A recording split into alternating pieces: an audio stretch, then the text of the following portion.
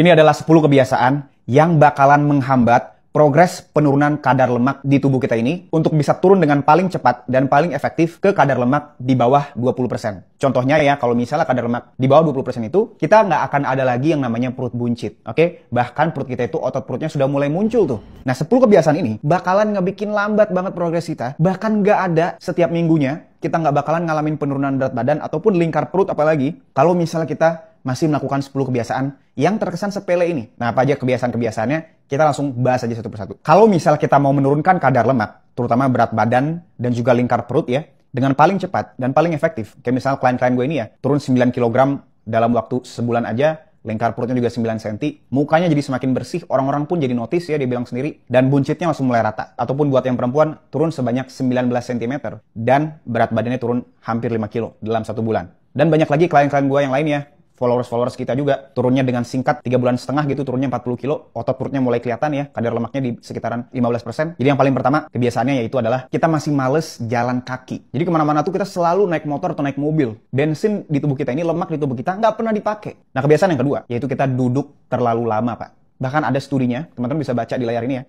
Studi dari JAMA Open Network ini ya, di tahun 2024 Januari bilang bahwa kalau kita duduk terlalu lama, Pak, itu bakalan ningkatin resiko kematian kita akibat dari penyakit kardiovaskular atau akibat dari penyakit jantung sebanyak 34% lebih tinggi dibandingkan dengan mereka yang nggak duduk nih sepanjang hari. Jadi itu nomor 2. Nah, kebiasaan yang ketiga, salah satu yang paling buruk, kaitannya masih sama tingkat aktivitas harian.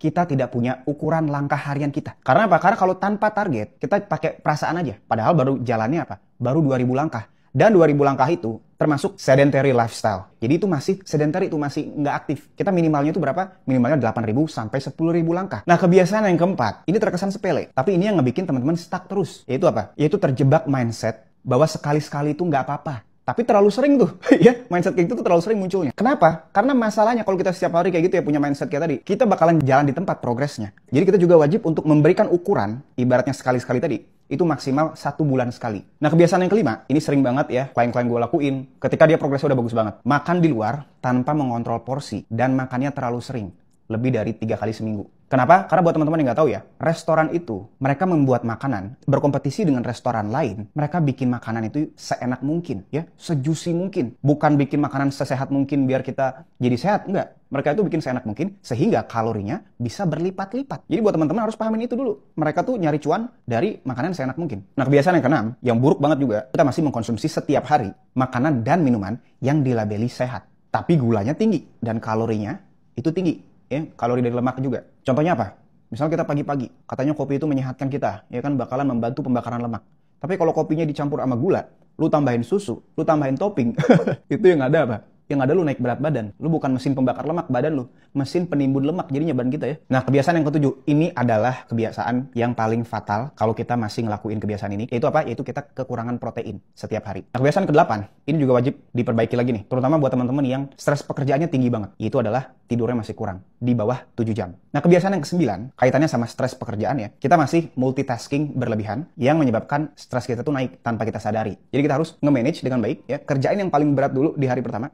Nanti belakang-belakang tuh ya stresnya kerjaan nggak terlalu berat. Sehingga ngefek kemana? Ngefek ke kebiasaan yang terakhir nih. Yaitu kita masih nggak ngelakuin latihan beban dengan tujuan untuk naikin BMR. Dan bikin komposisi tubuh jadi ideal. Nah, kalau misalnya teman-teman nih masih bingung program dietnya tuh kayak gimana?